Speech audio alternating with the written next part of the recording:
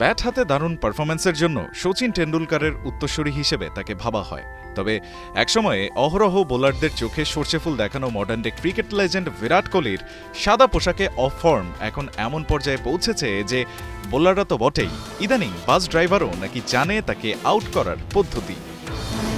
হিন্দুস্তান টাইমসের কাছে এমন বিস্ফোরক দাবি করেছেন রঞ্জিতে কোহলিকে আউট করে আলোচনায় আসা রেলওয়ে দলের পেসার হিমাংশু সাংওয়ান।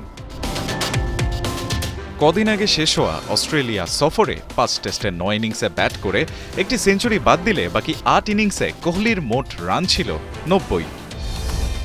মজার ব্যাপার হলো এই ৮ ইনিংসেই তিনি আউট হয়েছেন অফ স্টাম্পের বাইরের বলে খোঁচা মেরে, হয় স্লিপে নয়তো উইকেট কিপারের কাছে ধরা পড়ে। বারবার এভাবে নিজের উইকেট খোয়ানোয় তার টেকনিক নিয়ে প্রশ্ন তো ওঠেই, সাধারণ ক্রিকেট প্রেমীরাও চর্চা শুরু করেন তার অফ স্টাম্পের বাইরের বলে দুর্বলতা নিয়ে। এমন পরিস্থিতিতে দিল্লির হয়ে রঞ্জিতে রেলওয়েজের বিপক্ষে ব্যাট করতে নামেন বিরাট কোহলি। তবে টেকেননি বেশিক্ষণ, তার অফ স্টাম্প ছিটকে দেন হিমাংশু। আর মহামূল্যবান এই উইকেট শিকারের পর তার সেলিব্রেশন হয়ে যায় ভাইরাল।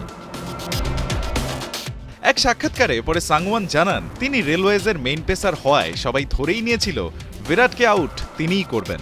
আর এজন্যই টিম বাসের চালক তাকে বলেছিলেন যে কোহলিকে আউট করতে হলে 4th আর 5th স্টাম্পের লাইন ধরে বল করে যেতে হবে। শুধু তাই না, হিমাংশু জানিয়েছেন আউটের পর নাকি বিরাট তার বলের প্রশংসা তো করেছেনই, একই সাথে সেই বলে দিয়েছেন অটোগ্রাফ। রায়ান আহমেদ, ৭১।